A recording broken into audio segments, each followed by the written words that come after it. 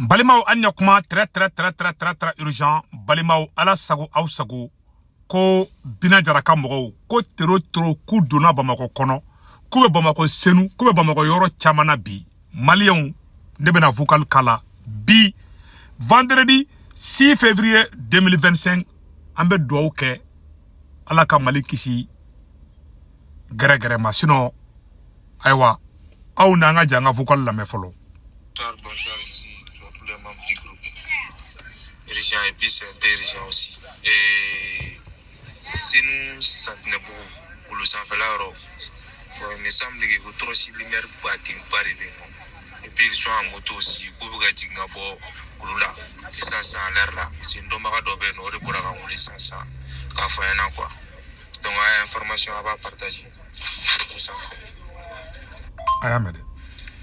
Salam alaikum à toute le groupe. Korbachite, Kanyamada. Donc, c'est vrai. Nada ou la sansa. Mais masaka a reçu le appel là. Appel que garderont dans le groupe. On club pour là. Et pourtant, c'est vrai. Nebe Senouya.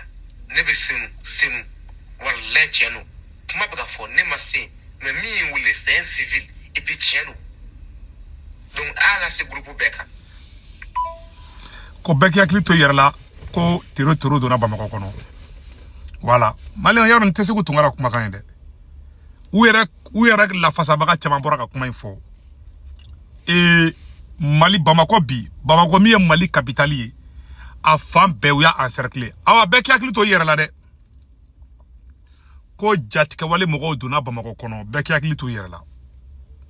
oh angani yoro faname Mali anga jangani yoro faname yaro intese ko tungara kuma kan angani faname Turisu ubeka do Bamako kono kele Turisu ubeka ye Bamako kono kele Mali abela jele ame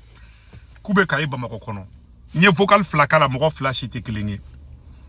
nye ngere petit frère no e bala ira ofana boro ya fo effectivement tien de dou ante kuma kame mogo jatege ala nya bebe nganingela nya fo de binga kuma damine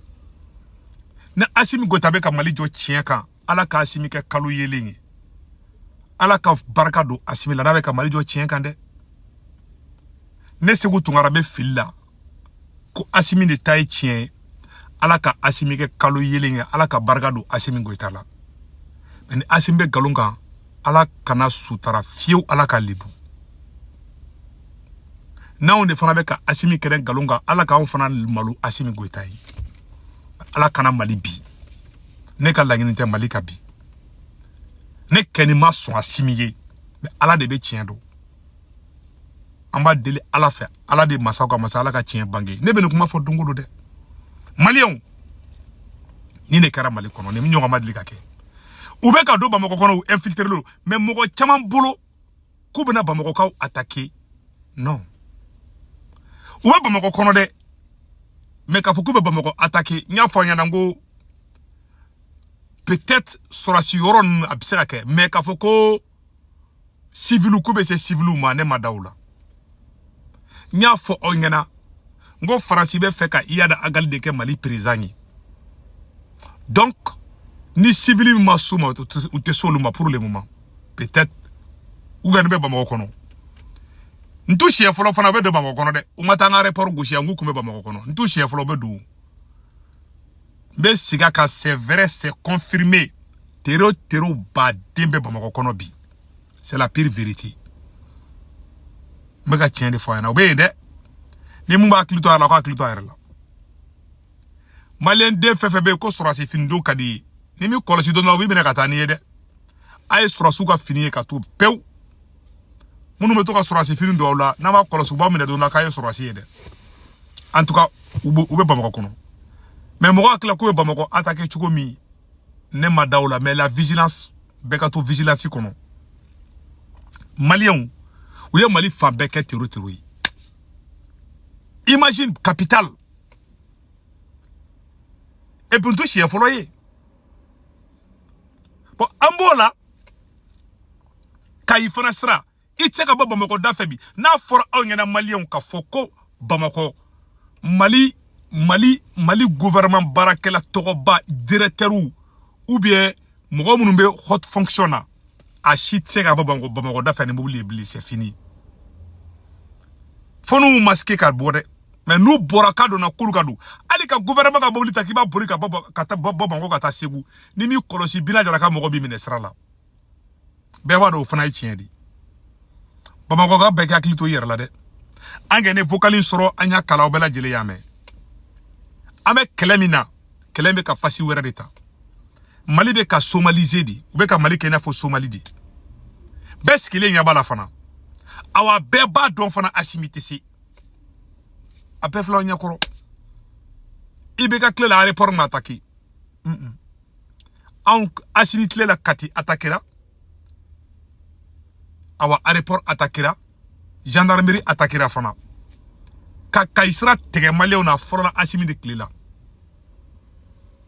Malien wulu faraba n'i ka wulu fara faga dɔ ta biki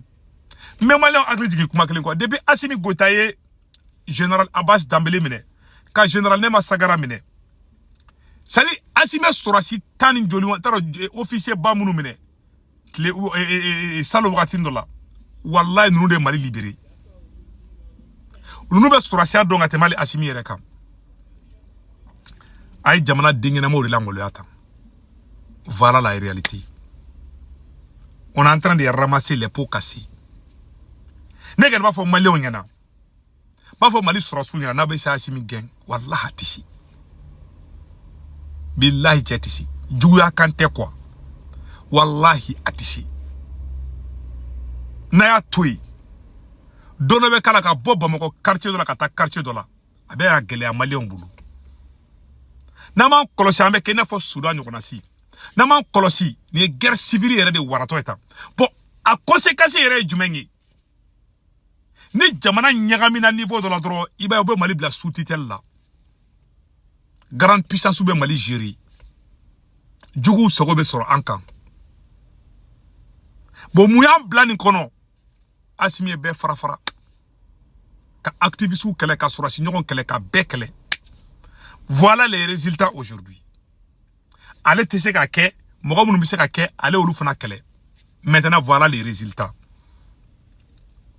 n tɛ ko dogolen bilen o aw an b'a fɔ an ɲɛna